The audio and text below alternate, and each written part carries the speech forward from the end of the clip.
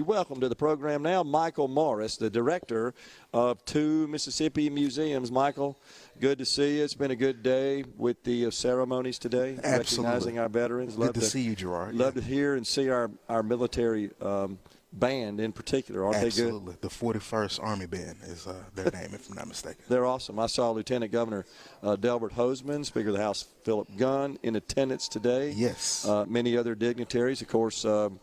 Adjutant General Jansen Boyles. Yes. We thought we were going to get him on the program. I think we got him coming on tomorrow down there at the Armed Forces Museum. I grew up with Durr. I've known him for a long time. Yeah. Actually, I call him Durr. That's his name. He's really a great guy. He's awesome, isn't he? He's always got something impactful to say when he's speaking here. Highly qualified. I think he does a great job as our Adjutant General. All right, well, give us an update. What's going on here at the 2 Mississippi Museums? Well, Gerard, I've been in this job for about 3 months now. Started on August 1. Okay. And I didn't think you've been doing this very long. Thanks for clarifying that. Yep, and it's exciting. I think you saw all the school groups that we've had coming through today, and we're getting into the holiday season, and so we've actually got a holiday open house this Saturday from 10 to 2 p.m. here at the 2 Mississippi Museums at our Mississippi Museum store. And we've got a lot of special items on sale. I know that I'm going to be doing a lot of shopping, getting ready for the Christmas season. And why not do it at our museum store? All of the products that you see in there are Mississippi made.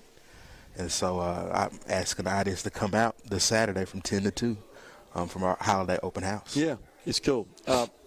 World-class facilities. Yes, I've toured both multiple times, and I've talked to many other people who have as well. I mean, it's just so exceptionally done. Tells the story of the history of Mississippi, both the positive and the negative aspects of it. Absolutely. But I feel when I go through it and I leave, I feel, well, I got that walk through our history, but I'm inspired and I'm just feel encouraged and optimistic about how far we've come, because it does tell that story. Absolutely.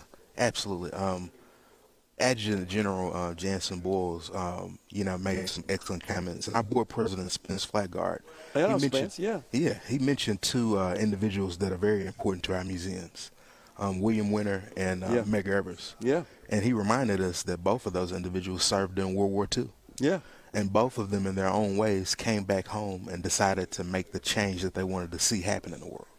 And I think that kind of motivation, that kind of inspiration is something that we want to give to all the visitors that come to these museums. Yeah. I think you hit the nail on the head. I hope people leave inspired to go out there and make the world the place that they want it to be. No doubt. And I also got to recognize my good friend and sometimes golf partner, former Supreme Court Justice Reuben Anderson. Yes, how absolutely. instrumental he was in making this thing happen. Very instrumental. Just a cool, calm, and collected leader. He's awesome. He served for many years on our board of trustees here at the Department of Archives and History. And he was very instrumental in the construction of these museums. It's all that he could talk about for about 10 years, I think. No doubt about it. I don't know that that's well known. Yeah. It's really because of him that we got this deal. Yes. Let's be honest about it. Absolutely. He was one of the folks that had the conversation with the governor at the time to decide to build these 2 projects together. And as you just said, these buildings wouldn't be here if there wasn't some decisions that were made in 2011 about making these projects be built together. No, I mean, it was his vision. Yes, absolutely. When we get off the air, I'm going to share with you a story about how he was instrumental in something related to my business. Gotcha. Yeah. You'll be fascinated by that. But he's a treasure for the state of Mississippi.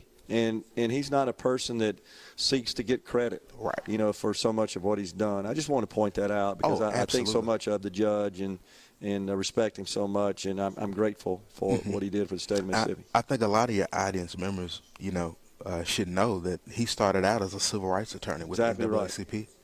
And what he and Judge Fred Banks did was go across the state and sue school districts to try to get them to integrate. Yeah. And so we owe a lot to him. No doubt about it. He spent his entire life trying to give back to Mississippi, make this a better place. No doubt. I'm always fascinated, Michael, when I talk to folks from out of state that have toured the museums. They come away just honestly blown away, impressed. It can stoke emotions a little bit. Yeah. Certainly the Civil Rights Museum can. But they come away, I hope, and I believe, and from what they tell me, feeling positive about the state of Mississippi. And seeing that how far we've come, honestly. I think our museums speak to the resilience of Mississippians. Totally agree. When you go through our Museum of Mississippi History and you see our exhibit on Hurricane Katrina, for example. Yes. And we're coming up on the 20-year anniversary in a couple of years. Hard to believe. I remember that like it was yesterday. Hard to believe. And all you got to do is tour the coast now, visit the coast now, and see, wow, how far we've come since 2005 when that occurred. Michael, appreciate you coming on. Oh, no problem. And, thank you for having me. Thanks for all the great work here at the two Mississippi museums. Appreciate it. Thank you. Folks, we're out of time here today. We're going to be down at Camp Shelby, the Mississippi Armed Forces Museum tomorrow, another celebration of Veterans Day. Until then, stay safe and God bless.